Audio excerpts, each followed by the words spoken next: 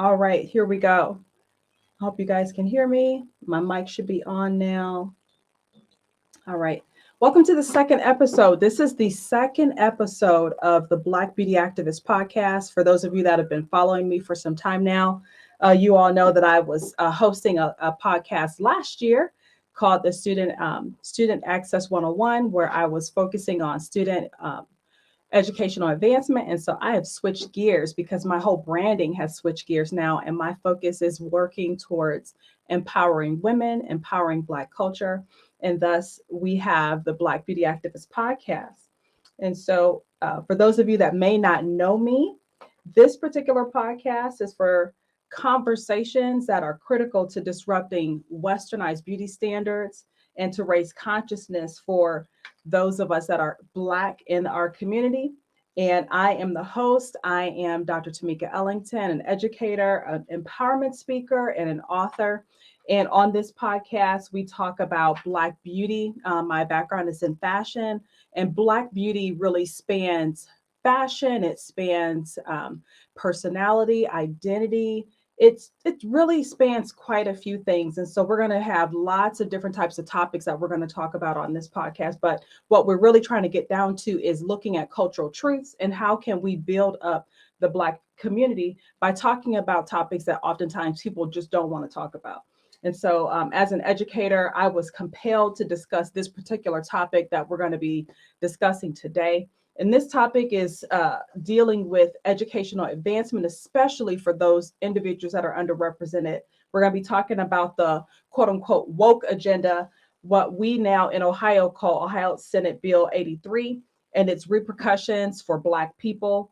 The website Honesty for Ohio summarizes the bill as legislation that creates policies for public and private institutions, intellectual diversity, and controversial concepts. So basically looking at intellectual diversity, basically meaning multiple divergent opposing perspectives on an extensive range of public policy issues, discussing and debating large things at society at large, especially those perspectives that reflect and range in America. So basically like looking at things that are topics that people oftentimes have a hard time talking about, right? Intellectual diversity is something that this is a new concept that they've made up in this bill, and we'll talk a little bit more about that. Controversial topics, basically meaning anything that is dealing with like climate change, talking about politics and in electoral politics, foreign policy. They said diversity. Inclusion programs, immigrant policy, marriage, abortion. These are all things that they're considering quote unquote controversial. These are things that supposedly we're not supposed to talk about in education. This particular legislation is also looking at trying to ban mandatory DEI programs and training. DEI, for those of you that don't know, that's diversity, equity, and inclusion. They're trying to ban that. They're trying to also ban affinity groups and affirmative action policies. Affinity groups, for those that don't know, those are groups that are specialized for a particular topic. For example, my background, as many of you all know, is I'm a first generation student or previous first generation student. I have a mass love for those individuals that are first generation students. And so at Kent State University, I was one of the hosts for an affinity group for first generation students. So first gen students, affinity groups offer support. And so they're trying to ban those kinds of groups. And the affinity group can be involved with lots of different types of topics that work towards supporting other people. And looks like they're trying to get rid of affirmative action. And I myself in particular would not have been able to become the first Black professor of fashion had it not been affirmative action, because I often talk a lot about the fact that I had to file an affirmative action complaint against the fashion school in order to get my job. This policy, this ban for public positions and controversial issues. This bill is also looking to ban relationships with China, which we'll talk a little bit more about. It requires U.S. history and government courses. And this, I think, is quite interesting because basically what they're trying to say with this Senate Bill 83 is that individuals that are in school, they must, in order to graduate, they must take a U.S. history or government course, basically meaning that courses such as Black history or other types of diversity courses will no longer count towards the graduation requirements. So these particular history courses, of course, oftentimes is all about white history or the majority history that we learn in school. They're also trying to require online posting of course syllabi, which I think is kind of silly because because of COVID, I mean, all syllabi most likely are probably online by now, and especially a lot of schools have a distance learning, so syllabi are already online. But I believe that they're trying to do that because they want to be able to monitor what the universities are doing. So having their syllabi online is just another way for the government to regulate what's happening. This bill wants to also establish criteria for performance evaluations, and it wants to ban strikes as well as ban collective bargaining, which means that it's trying to get rid of unions. And as we all know, unions in many cases are ways in which people can fight for rights. They can fight for any injustices that may be going on. And it's not just something that is specifically for people that are underrepresented. Unions, they impact and affect everybody's lives. And this bill 83 is also trying to revise faculty workload policies. And they say on here, when I read it, it says promoting excellence in instruction, research and service, or commercialization, or a combination thereof, which I think is really interesting because most universities should already have a standard of excellence in order for faculty to be able to get tenure and promotion. And then lastly, the way that this Honesty for Ohio website described the Bill 83 is that it's requiring discipline and funding loss for violations. So basically, if universities decide to continue on with their DEI efforts, if they continue on building relationships with Chinese students or Chinese faculty or visiting professors, they can be disciplined, quote unquote, basically meaning that they're going to lose their money. And so the guest that we have today is a really good friend of mine. She is incredibly intelligent, highly opinionated woman, and that's one of the reasons why I love her so much. She always gets me right when I ask questions about politics. I'm not a politics person. I don't know a whole lot about politics, but this woman is highly skilled, knows a lot about it, and she talks to me about it, and she helps to get me right.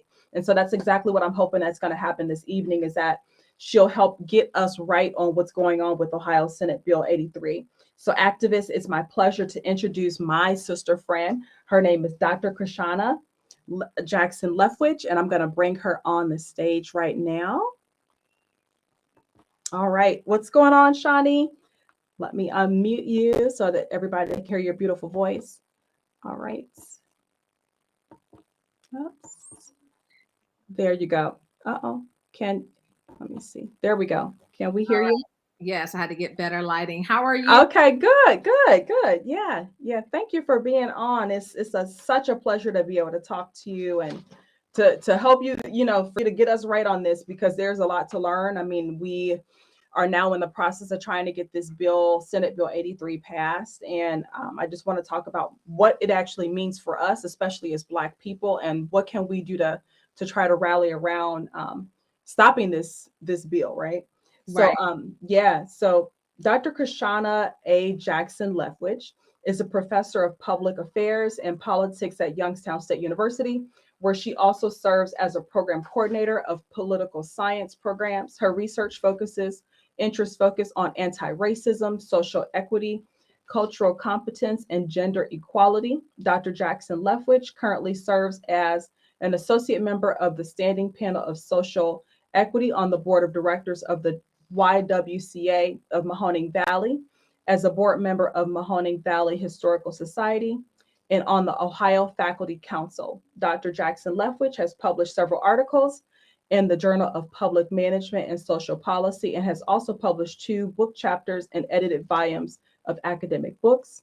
Along with her research interests, she has worked on the evaluation of a number of federally funded grants and a program evaluator for the city of Youngstown. I didn't know that. I didn't know that you were doing that.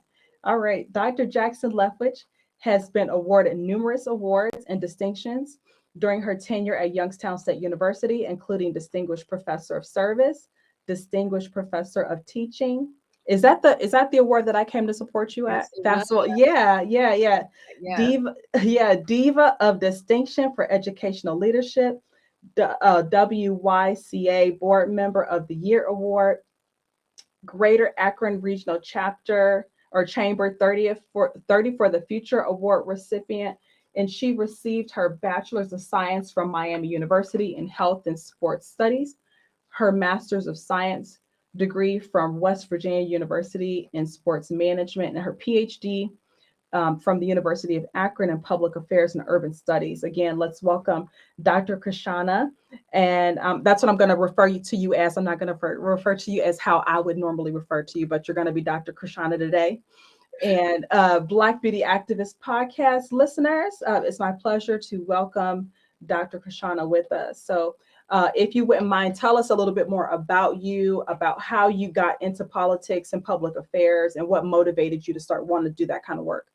Yeah. So you read my bio, so I won't get too Yeah. much into that. I appreciate that. But as you Yeah. probably noticed, I have a bachelor's in health and sports studies and this master's in sport management. And so people say, well, how did you take this leap to public affairs? Yeah. Yeah.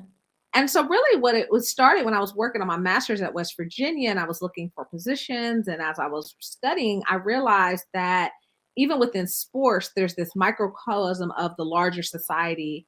And it really is like a boys club, right? And you have to Mm, know it's not what you know, but who you know. yeah. And so I was graduating. I was like, man, I really want to be a general manager of a sports team. They're like, well, who do you know? And I was like, I'm getting a master's. And they're like, that's not how that works. Like, and then when I realized, the biggest inequalities were in women's sports. I'm working in this Mm, office, and I'm noticing that now this is almost about 20 years ago, and the women's sports just were not getting the same, the coaching staff, the time, and all this fell under Title IX, which was really a big deal back then.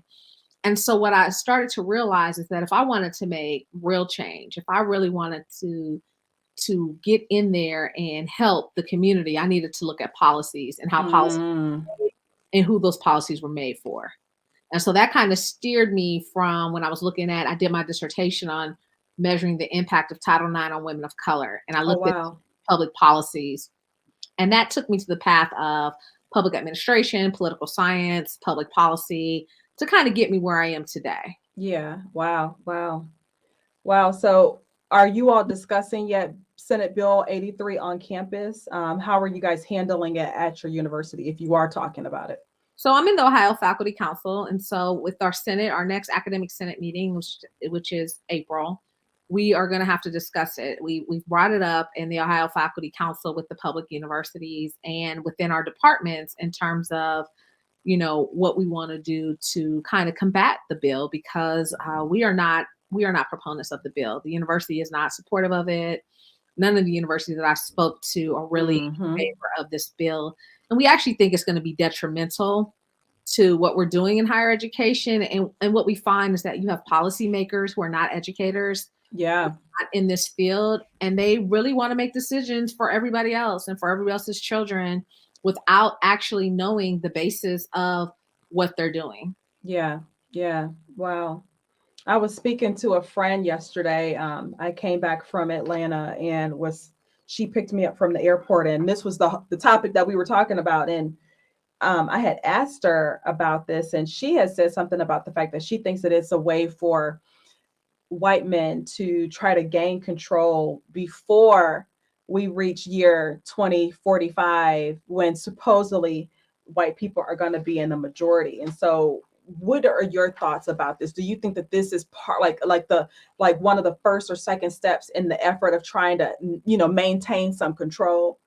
It really is a lot of pushback, right? Because when you really Yeah. read through the bill and you're like, so we don't want diversity, equity, and inclusion. Right. We don't want to teach about the history. We don't want to allow universities to have opinions.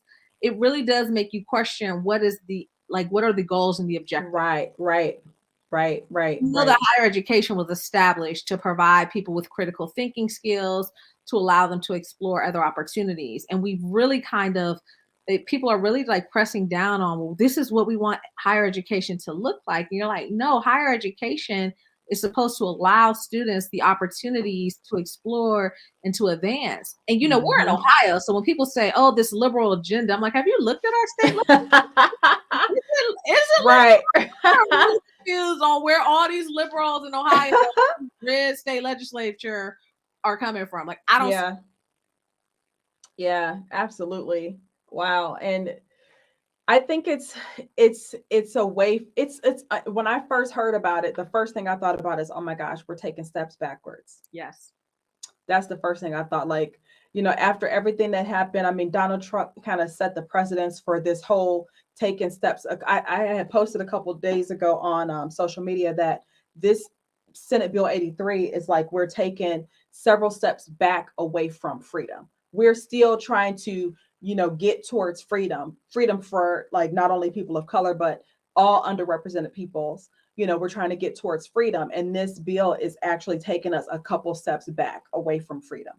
Like, when did we decide that we're going to reward bad behavior, right? We had right where people completely disregarded the Constitution, everything that we stood for. They physically manhandled the Capitol. They did mass destruction. And what we're saying, the lack of diversity, is we don't want you to be able to tell the truth.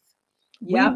History, and you made a great point in your intro when we were talking about history, that we have to teach American government. Now, I teach American government, and I think that is fine if you require people to take a government class, if you put everything in the government class. Absolutely. The government class, that when the Constitution was written, Black people were slaves, and that slavery was a hot topic at the Constitutional Convention, but the founders were too afraid to address it. If you put that in there, that the whole 3/5 compromise, in which you allowed every 5 slaves would count for 3 people, but only for representation purposes, because the Southern states wanted to maintain their power while enslaving bodies. If you put that in the Constitution, I'm okay with that. If you put in the Constitution that women did not have the right to vote, so they did not vote about the Constitution until the 19th Amendment, then we can teach it. But we want to whitewash history. Right. We want to pretend that things that happened did not happen. Yeah. We want to dumb down our children and just sit up here and act like this stuff that impacted you and me and our grandparents didn't exist. And that's mockery, and that's very unfortunate. Yeah, I think this whole thing, I mean, I'm sure it all started with that whole the uproar around critical race theory, right? Oh my gosh. Right. So this is just like, I think this is like, okay, the way that they were all upset about critical race theory, I think this is like the result of that. This whole Bill 83 is the result of them trying to really get rid of what they call, quote unquote, critical race theory, which they have absolutely no idea about what it really is. Ask them what it is. Right. I said, well, please explain to me what critical race theory is, how you understand it. And it's crickets. They are like, well, because you telling, and then yeah. And for those of you that are watching that don't really know what critical race theory is a framework that was created back in like right after the civil rights movement passed through. It was a response to the fact that there's still so many racist things happening, and educators, specifically lawmakers, really wanted to be able to have a way to really show that there was still this systemic racism going on. And so the critical race theory framework was created in order for them to be able to have a name for it, to be able to point out certain elements in our history and things that were happening in the current day that were still issues of discrimination. And that's really where critical race theory came from. And then over time, it evolved. So it went from being in law, then it went to being in education. And then once education had it, it went into multiple different fields. So even in fashion, I've published several articles of like with the framework of critical race theory. So really that's what it is. It's a framework just to allow us to see that systemic racism is still real. And it's important, right? Like when we talk about feminism, right? But if we don't put in the African-American perspective, then we can't truly embrace feminism, because Black women weren't fighting to work.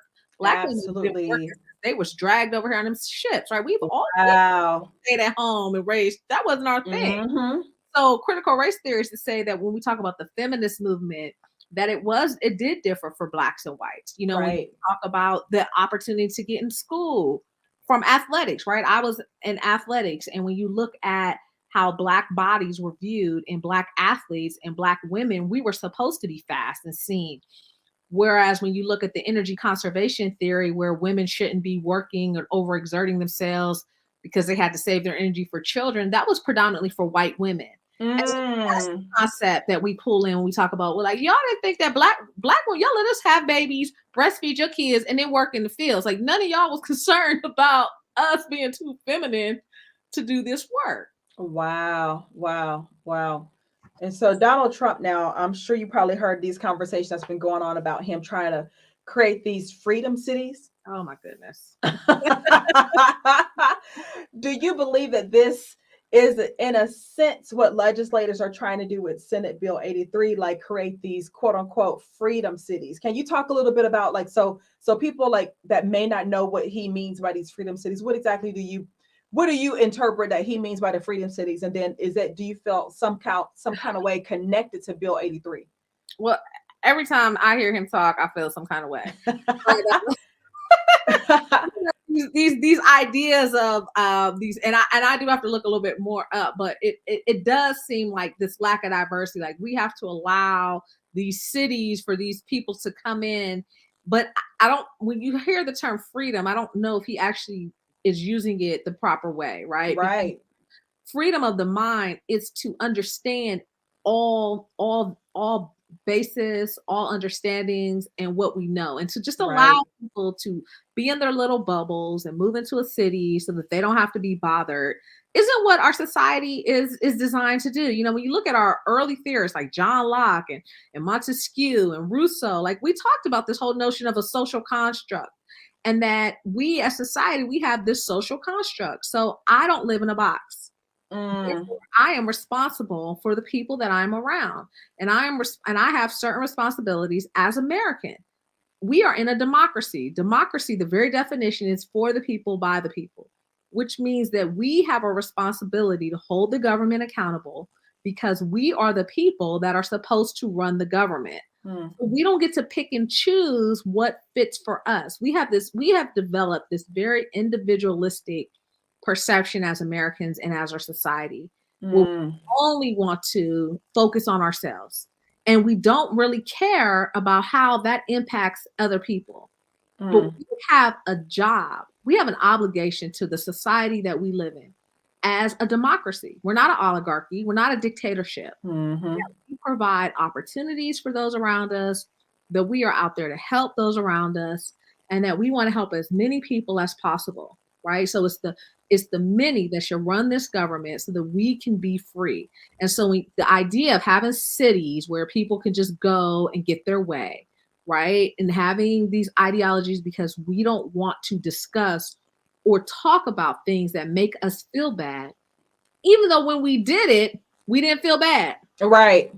Like, nobody felt bad when segregation, before Brown versus Board of Education, nobody really felt that bad. Blacks were in the black school and couldn't drink out the water fountains, and nobody felt that bad. And now, let's not talk about it because we don't want to make people feel bad about it. Don't want to make white people feel bad about it. You don't want to make white people feel bad about it. But you and I, we have black sons, and we have to teach our black sons early on in life. We take away their innocence very early on, because we have to talk to them about how to function in a white society. And we teach our black boys how to be men and how to function in a society that is not really privy to black boys. Right. And we have to do that so that our kids come home alive to us. Like, that is our reality. And we don't cry about it.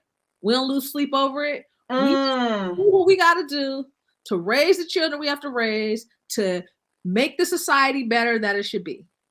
When other people have to do it, it's like, oh my gosh, we're taking away their innocence. We're so sad about it. Wow. I wish if you have not, people that are listening, if you have not read the book, White Fragility, you got to read that book. And then another really good one is White Rage. I can't remember who's the author. Carol Anderson. I use that in my politics. Yeah. It is a great book. My students really, they understand, because it talks about how white rage is a response to black success. Absolutely. Time we pass a legislation or push something forward, in response, we get this white rage. We get this pushback. As a democracy, we would think that we want our voting turnout rate to be 100%. Right, We right. would think we want everybody to vote. But in Georgia, in 2020, when that Yeah. state went from red to blue, and they did not get the way they wanted, they passed legislation that outlawed handing bottles of water to people in line. Yeah, like we are so mad at y'all. Y'all gonna be thirsty. Like we are so pissed that y'all showed up and showed out that we are going to decrease the early voting hours. We're gonna take away mail-in ballots because too many of you guys used them because it was too successful. That is white rage at its finest. That shows Absolutely. pushback. Absolutely. Instead of applauding people to say, good job getting people who haven't voted in years to vote. Congratulations, motivating a group of voters that was not motivated. We're saying, oh, no, you didn't take away our Right. power. Right. Absolutely. Well, a historic reference of that white rage is the Tulsa burnings, Oh, right? yeah. I mean, when we think about the history of that was the whole rationale. I mean, Black people finally had a grip on, being able to do well. They started having their own businesses and banks and all kinds of, establishment, and they just couldn't take it. And so they burnt the whole damn thing down. Burnt it down and then told the people, if you speak of this, we will kill you. 30 years later, they're just now exhuming bodies and identifying people's ancestors who were killed in that massacre because they told those individuals to say nothing. And they were so afraid to speak up. And they were not allowed to even mourn. Like, we don't even get to mourn the people that we love. We don't even get to be sad. We don't get to set monuments. We don't get to grieve. We have to just go on with our lives and pretend like these heinous things did not happen. And Right. heaven forbid we talk about it. Then the state wants to pass legislation to tell us that, shh, no, Yeah. you can't. Yeah. With the dynamics that we have going on right now with the wars and now the Chinese are supposedly helping the Russians and all this stuff, and now the United States with this Bill 83, they're also trying to ban any kind of connection with China. And so my question to you is, like, what do you think this is ultimately trying to do? Do you think that are we trying to are we really trying to save the United States, or are we trying to continue, like, is this part of the bill trying to continue to just whitewash, or are we trying to save? Because people can argue that, okay, if China's, helping Russia, then maybe we are really trying to save ourselves. But what do you think is really happening in regards to them adding in the fact that we are about to, start trying to get this ban against Chinese? I think it's really complicated, right? Yeah. I think it's complicated from the fact that as national security, we don't know all the facts. Right. And so I'm Right. okay to say, okay, there are some things that we probably don't know. Right. But based off of what we do know, you can ban our interaction, like they're talking about, okay, we're going to ban TikTok. And ban TikTok because you're saying, hey, they have access to information that they shouldn't have access to. Right. And my question becomes, well, what other devices do we use that has access that they shouldn't have access to? And are we willing to ban it? Because they're willing to not ban TikTok if TikTok sells to an American company. So, but my question becomes, especially as Black Americans, so if we sell, so are you telling me that America would have information and they would not use that information against us? Americans have our best interest at heart. Americans won't try to embezzle or breach or sell top secret information to other people. Because I tend to not believe that. I tend to not believe what they're saying. And so I feel like there is some information that they are leaving out. Yeah. And saying like, well, the Chinese isn't our ally, but everything I'm holding, including this MacBook computer and my iPhone, well, listen, are we good with them or are we not? Because we buy so many products that are made in China and we trade over there. and we have these connections. And so my question then becomes, why aren't we allies with the Chinese? Right. Why aren't we working together? Right. Why aren't we working with partnerships and figuring out ways, if we're saying that China's the next superpower, shouldn't they be our Right. friends? Right. Absolutely. Like, how can we bring that? How can we bridge that gap to work together? Why is everything, it's so black and white? And I'm always wondering, there's no gray area? Wow. You know what you just said just a few minutes ago, I'm gonna look on my phone right now. I was sent a lecture by actually one of your colleagues. He's a gentleman. He actually was talking about the issues with China and what the United States can. Okay, have you ever heard of Dr. Richard? Let me see, what is his name? Dr. Richard Wolf. Is that his name? Mm-hmm. You know him?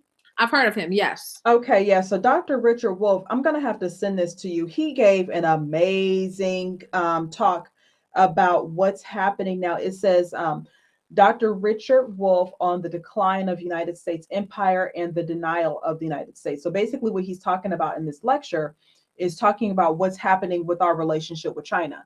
And how basically the America is afraid that the Chinese are really, they're going to take over. Like they're like how supposedly we're the strongest country in the world. Now, I mean, with the amount of people that China have, they have twice, 3 times as more people than we have. The money that they have over there is a lot more than we have. They have at least 75% of our manufacturing over there, especially in regards to apparel. Most of our apparel is made over there. So many things are made over there. They have so much control over us in regards to that aspect. So they're afraid that China's going to take over, but when I think about it from an educator standpoint, and I think about all those young students that are, Chinese that are studying over here, it's hard because students should be able to go anywhere they want to get an education. They really should be able to. And so I'm trying to figure out, okay, if we are really and truly trying to protect our country, maybe we shouldn't totally ban the Chinese students. Maybe we should just make the requirements that they have to go through a little bit more stringent, for them to be able to still come over here. I don't know. It's hard to say because I think that students should be able to go wherever they want to go, to get an education. But it's like you said, it's really difficult because we don't know all the facts, We don't. And we assume, like how you and we're Americans, but right. we have our own opinions and our own viewpoints. Right. We are a two-party system, which means that half of us voted for Joe Biden, the other half of us right. And it could be the same in China. So we're banning students that could be open to different perspectives and take it back to their country, right, where they are, and we're assuming that they have the same ideologies as their country. right. And that may not be the case. Right. We are individuals and independent thinkers. Yeah. So, are we doing ourselves a disservice, or are we protecting ourselves? And like I said, we don't have all the information, and I need to admit that. I don't know everything. I don't have all the national security secrets. And so maybe somebody higher up knows more than I know. Right. And they can make these decisions a little bit, well informed. Yeah. But the question then becomes, are we trying to one up China? Like, what is our end result? Right. Work with China, right, and other world countries so that we can be peaceful, and so that they can offer us what they have, and we can offer them what we have, and we can have this healthy exchange of information between the two world powers. Or are we really afraid of them, and we don't want anything that they have to offer because we don't think that they can better us? And I really think those decisions. Yeah. Wow. So the Senate bill if it gets passed, it will have a major impact on all represented peoples. However, if the bill passes, what do you think the long-term effect is going to be for Black people? I think we really, there are things, everybody has assumed that we have come so far. I know. You had mentioned about affirmative action, and you and I know that affirmative action has helped white women way more than it has actually helped people. Absolutely. And when you talk about affirmative action, as long as affirmative action has been around, we have so many more predominantly white institutions and universities. I teach at a university in a city that is almost 50% African American. The university is not representative of the community. So for us to say, affirmative action is we are just not letting white people in the school, that is just not the facts. Right. But when you look at things like getting rid of collective bargaining and not allowing us to strike. And YSU, we did go on strike a few years ago, but it Yeah. wasn't about money. It was more because the university wants to take away intellectual property, Yeah. which is not even heard of. But what we know for unions and things is that for women and people of color, we tend to come out last, and we tend to not get the contracts. We tend to not make the money. We tend to have the higher course loads. And so unions tend to benefit us better because unions are overall. So regardless of race or gender or merit, if you are in a union and this is what you're entitled to, then this is what you're entitled to. Right. They're able to help us. And so if this is passed, it really is going to take women and African Americans, and even, you look at the American Disability Act, ADA, that people are not even thinking are going to be impacted by this, that are going to be impacted by this. Yep. We talk about, we have ADA and disability services for our students in classes. And you look at some of this legislation, we're not going to be able to fight so hard for them.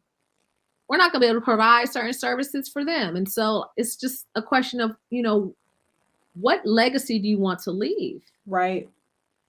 How do we attract in Ohio, right? Because this is a bill that's specific to one state out of 50. Right. So how does Ohio attract top faculty when we are not allowed to unionize? We are not allowed to EI. We are not allowed to work with international, have study abroads and work with other. How are we going to get faculty to come here? How are we going to maintain students? How are we going to recruit out-of-state students to come to Ohio when they're going to leave a diverse state and they're going to say, oh, Ohio, that's where we really want to go? We're talking about decline in enrollment overall across the board. How do we recruit students in a state where we say we don't respect your differences, we don't respect your opinions, we want your teachers to be robots, we don't want them to think independently? That is going to basically kill higher education. Wow. We're not competitive. Wow. I didn't even think about it like that, Shawnee. Yeah, you're absolutely right. Wow. So it's going to have a not only just what we like the over surface, what we think is going to happen. I mean, it's like you said, it has the capability to really be detrimental to higher ed overall. Yeah. We are not going to be able to compete, right? We know that, like, I'm at YSU, Cleveland State. We know that enrollment overall, because of the baby boomers, is dropping. So we have to recruit further out than we normally do. We have to get out of state. But how are we going to convince people from states to come to Ohio? Like, really? We don't want to come. Like, what?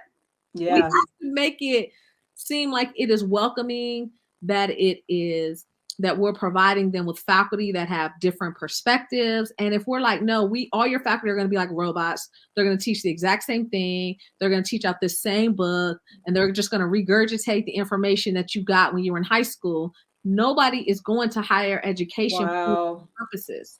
Wow. Well, I'm hoping that universities and others will really begin to.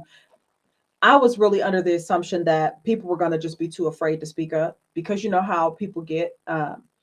Unfortunately, a lot of times people of color get to a point where they're too afraid to speak up about anything. And whenever you're talking about cutting funding, people get afraid because they're like, they don't want to lose their funding, right? So, man, I'm hoping that, there will be like major strikes happening soon, like people out here on the lines, and I'm going to actually, before we end the episode, I'm going to put a link in the description so that people can go on and sign the petition.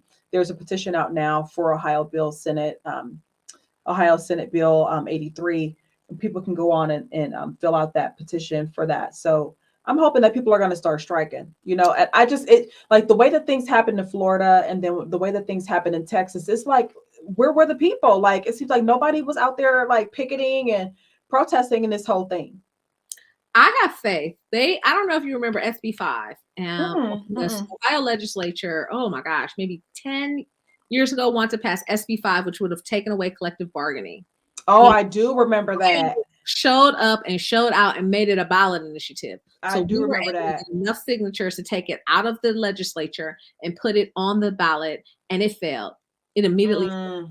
And this is similar. And I think that if we really motivate, because even though we are a red state because we know that they have drawn those maps unfair. Yeah. Podcast. Yeah. But the majority, we're pretty much a 50-50 state in terms of equality and how we see things. And if we get the people out, if we can really motivate the people to get those voices heard, I think we can fight this. And I think the legislature is underestimating the power of Ohio. I think the last few elections we may have got a little lazy. Say, you know what? Enough is enough. And I think we need to let these legislatures know that they are hurting our children, that they are hurting our community, and they are hurting our economy. I tell absolutely people, this isn't about Black women. This is a minority issue. You are hurting our state. You are hurting our ability to bring in jobs, to bring in faculty, to bring in people to come to the state. You are hurting our economy. We need our economy to grow. Wow. We are about to lose another Senate. We are about to lose another seat in the House of Reps because our population keeps dropping. Everyone wants to move to Texas, right? They get another seat. Everybody's moving out of Ohio. So what are we going to do as Ohioans? Yeah. Are we going to allow people to just move out the state because we don't agree with the politics, or are we going to fight back and stand up?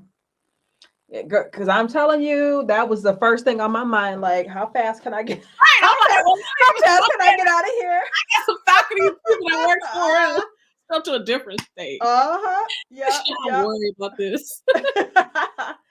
Oh, wow. Is there anything that we didn't discuss that you want to bring up and talk about that you feel like is important for us to discuss in regards to the Senate Bill 83? Well, I think it's just important for people to really get the facts and understand. Look in the background of the legislators that want to get this passed and try to kind of figure out why. When everybody talks about this liberal agenda, that's not what colleges are. We have both sides. Yeah.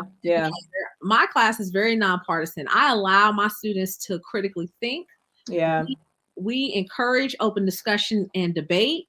And so really look and see what's the hidden agenda behind this, and who is it really going to hurt? Yeah. Who's the impact? And so I just really encourage people to really get that information out. I'm glad that you did this podcast. It's very timely and it's very important.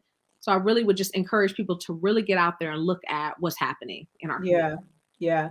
So if you look on the bottom of the screen, everybody, you'll see the link. It's a long link. So I'm going to make sure that once I get off of the broadcast, that I'll make sure I put it in the description on my YouTube channel. But it's a really long link. But this is the link here that talks about what exactly this Senate Bill 83 is. So if you just go on Google and type in Ohio Senate Bill 83, you'll be able to get all of the information about what this bill entails. It'll break it all down for you, but that's the website right there where you can get the information about the bill. And then here, if you look at this one down on the screen now, this is the Action Network, and I'll keep that up for a moment. This is the link that you can use to go on and stop Bill 83. So if you are interested in wanting to complete the petition for that, you can go on there and do that then. But Dr. Cryshanna, I just want to say thank you so much for joining me this evening to talk about this critical topic. And hopefully, we will be able to, all work together as Ohioans, as you suggested and recommended that we do, to make sure that we get this thing stopped, because it's going to not only just impact Black people, it's not going to only just impact people of color. It's not going to only just impact women. It's going to impact all of us in Ohio, as you said.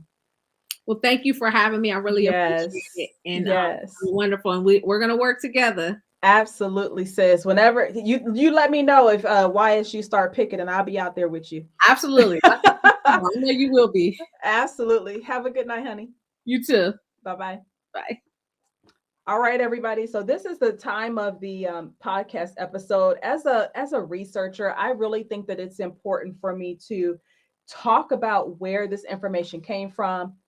I had mentioned earlier that I was on the website. It's called Honesty for Ohio Education. So the Honesty for Ohio Education website is a website that lists all of the Senate bills and other legislation that is going to be impacting education. So I went on that website and got a chance to really dive deep into the Senate Bill 83 to see what it's going to actually do to education, to our educational systems and things. And so if you want to learn more, go ahead and go on Honesty for Ohio Education.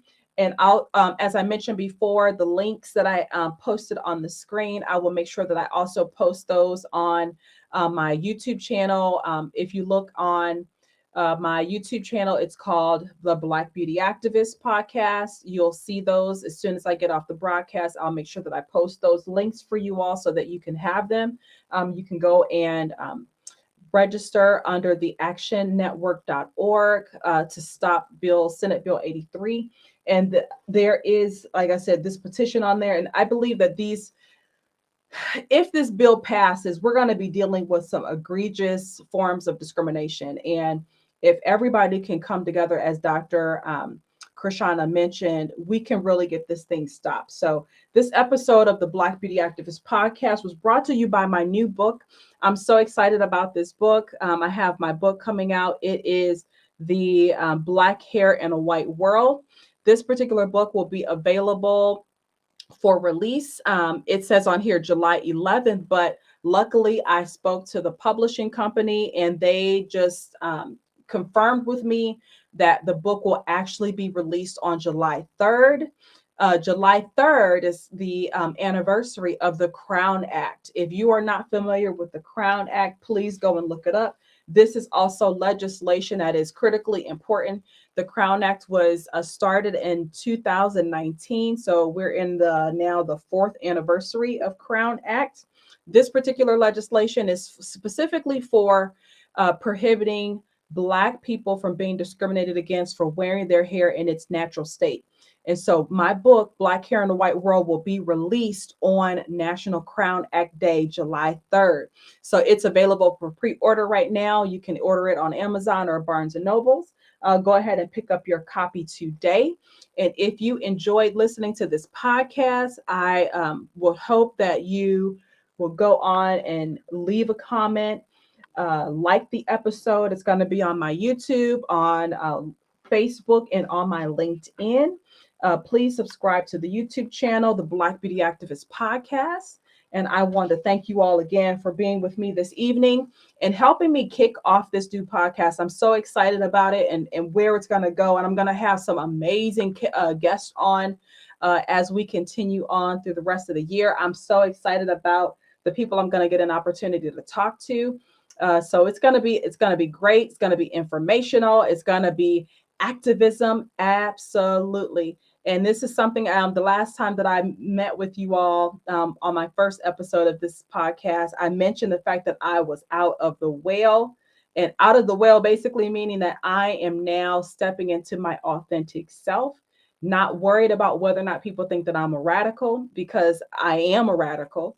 My goal is to always speak the truth and to bring the truth forward so that we can better ourselves as a society and as a culture of people. And that's what I'm going to do. And so I thank you all again for joining me and being with me all this evening. And I wish you all an amazing night. Peace and blessings, everyone.